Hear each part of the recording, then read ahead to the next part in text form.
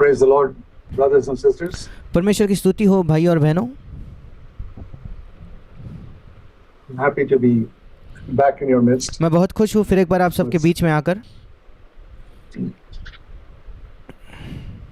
Sometimes the standards that we hear in God's word कभी कभी जिन मापदंडों को या जिन स्तरों को परमेश्वर के वचन में हम सुनते हैं can look so high as to be impossible to achieve. और हमें वो इतने ऊंचे लगते हैं कि हम सोच सकते हैं कि ये असंभव है, इनको पाना, इन मापदंडों तक पहुंचना असंभव है।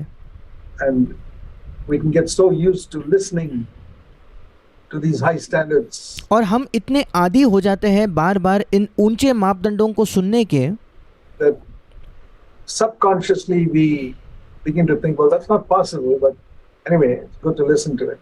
और अचेत अवस्था में हमारे अंदर ही एक विचार आने लगता है कि नहीं, ये असंभव है, इस मापदंड तक पहुंचना तो असंभव है, पर ये सुनना अच्छा है, इसलिए मैं इन सत्यों को सुनना जारी रखूंगा। But it mustn't be like that. पर ऐसा नहीं होना चाहिए। There's something promised in God's word. अगर परमेश्वर के वचन में किसी चीज़ का वायदा दिया है तो We should really earnestly seek to possess it. हमें हर वो कोशिश करनी है उस वचन को प्राप्त करने के लिए, उस वायदे को प्राप्त करने के लिए। I think of Hebrews in chapter 12. There's a verse here. मैं सोचता हूँ इब्रानियों की पत्री उसके 12वें अध्याय के बारे में। यहाँ एक वचन लिखा है, Hebrews chapter 12. इब्रानियों की पत्री 12वां अध्याय। We are told here, verse 16, we are given the warning from the life of Esau. हमें 16वें वचन में एक चेतावनी दी गई है ईसाऊ के जीवन से। In the Old Testament. ईसाऊ जो पुराने नियम में था। What is the warning we can get from the life of Esau? और फिर एसाव के जीवन से हमें कौन सी चेतावनी मिलती है? Hebrews chapter 12, इब्रानियों की पत्री 12वां अध्याय verse 16. उसका 16वां वचन। There should be no immoral or godless person like Esau. Now, we wouldn't think that we are immoral or godless. I don't think there's anybody immoral or godless here. ऐसा न हो कि कोई जन व्यभिचारी या एसाव के समान अधर्मी हो। अब हम नहीं सोचते कि हम व्यभिचारी या अधर्मी हो। मुझे नहीं लगता यहाँ बैठा हुआ कोई भी व्यक्ति व्यभिचारी है या अधर्मी है। But here it's referring to his immorality and godlessness in one particular area. पर यहाँ ईसाव के हिंदी में व्यभिचार लिखा है, इंग्लिश में लिखा है अनैतिकता। उस एसाव का जो अनैतिक था या अधर्मी होना था, वो एक विशेष क्षेत्र के विषय में या एक घटना के विषय में वो लिखा गया है। And that is, he sold his birthright for a single meal. और उसकी अनैतिकता या उसका अधर्मी होना ये था कि उसने एक बार के भोजन के लिए अपने पहलौठे होने का अधिकार या पद बेच दिया। We know the story how he was coming back hungry and आप उस कहानी को जानते हो, कैसे एक दिन एसाव बहुत ही भूखा लौटा। Jacob offered him a meal. और याकूब ने उसे एक भोजन देने वाला था। And said, I'll give it to you if you give me your birthright. And और याकूब ने उससे सौदा किया कि मैं तुझे खाना खिलाऊंगा अगर तू मुझे अपने पहलौठे होने का अधिकार दे देगा तो। Esau despised his birthright. See, a birthright was not just property. और एसाव ने अपने पहलौठे होने के अधिकार को तुच्छ जाना। अब हमें ये जानना है कि ये जो पहलौठा होने का अधिकार, ये केवल कोई जायदाद या जमीन नहीं थी। It was ultimately the line through which the Messiah would come. एसाव का जो जन्माधिकार था या पहलौठे होने का अधिकार था, वो वंशावली थी जिसके द्वारा मसीहा का जन्म होने वाला था।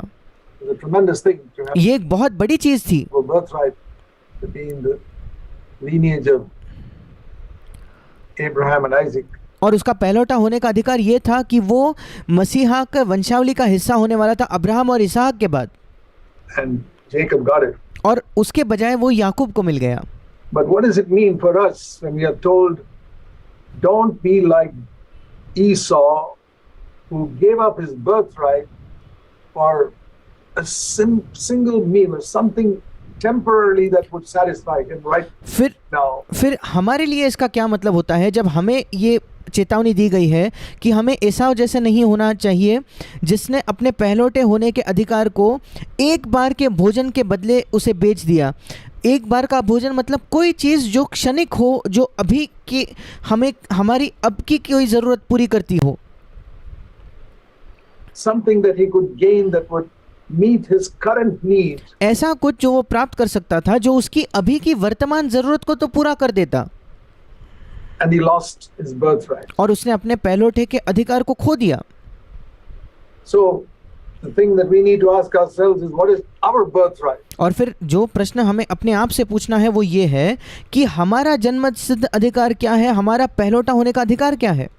If someone were to ask you, my brother, sister, what is your birthright? अगर कोई आपसे प्रश्न करता, मेरे भाई मेरे बहन, कि आपका जन्म सिद्ध अधिकार क्या है, As a Christian, एक मसीही होने के नाते you should be able to know the answer. आपको उसका उत्तर मालूम होना चाहिए। Well, let me show you turn you to Luke chapter 12. और मेरे साथ निकालिए लूका रचित सुसमाचार उसका 12वां अध्याय। There are things that when you think of birthright and a bowl of soup that Esau had to choose from, और ये जो पहलौठा होने का अधिकार या उसका जन्म सिद्ध अधिकार था, या वो जो एक बार का उसका भोजन जो दलिया था जिसको एसाव ने चुना था to satisfy his present hunger, उसकी वर्तमान भूख मिटाने के लिए, or to get a birthright which will be much later. या उसके पास दूसरा चुनाव था, या तो अभी की उसकी वर्तमान की भूख वो मिटाए या अपने जन्म सिद्ध अधिकार को वो चुने जो उसको आगे काम आने वाला था। Immediately there was no benefit to Esau by having the birthright. एसाव को तुरंत कोई फायदा नहीं था उसके जन्म सिद्ध अधिकार का। Many years later, उसको कई वर्षों बाद उसका लाभ होने वाला था। only when Isaac died that he could get a birthright. केवल इसहाक के मृत्यु के समय उसे अपना अधिकार मिलता। So the challenge is, am I going to satisfy myself with some immediate gain I can get? और इसलिए मेरे लिए चुनौती ये है कि क्या मैं अपने आप को संतुष्ट करने वाला हूँ, तृप्त करने वाला हूँ किसी वर्तमान के लाभ के लिए जो मुझे अभी मिलने वाला है, इस क्षण में मिलने वाला है। And by getting it, if I choose it and the price I pay is I lose my birthright, it's not worth it. पर अगर उस तत्कालीन लाभ को प्राप्त करने के लिए मुझे कीमत ये चुकानी पड़ती है कि मुझे अपना जन्म सिद्ध अधिकार खोना होगा, फिर वो कीमत चुकाना उसके लायक नहीं है। That's the point. वो मुख्य बात है। Now we know that many people are choosing things in the world and losing eternal life. हम जानते हैं कि इस संसार के लोग कई संसार की चीज़ों को चुनते हैं अनंत काल के जीवन से भी ज़्यादा। But here in Luke chapter 12, I want to show you. पर यहाँ लूका रचित सुसमाचार उसके 12वें अध्याय में मैं आपको दिखाना चाहता हूँ। Luke chapter 12, it says, all the nations of the world are eagerly seeking things related to their earthly life. Verse 29, Luke 12:29. और लूका 12 उसका 29 वचन कहता है कि संसार के लोग बहुत तीव्र कोशिश कर रहे हैं, खोज कर रहे हैं इस संसार की चीज़ें जो उनकी ज़रूरतों को पूरा करेंगे। लूका 12 अध्याय उसका 29 वचन। What to eat, what to drink, क्या खाएंगे, क्या पिएंगे, etc. बाकी All चीज़ें। the nations of the world eagerly seek that. इस संसार के सारे जो देश है वो इनके पीछे, संसार की सारी जातियाँ इन सब वस्तुओं की खोज में रहती है। लूका 12 उसका 30 वचन।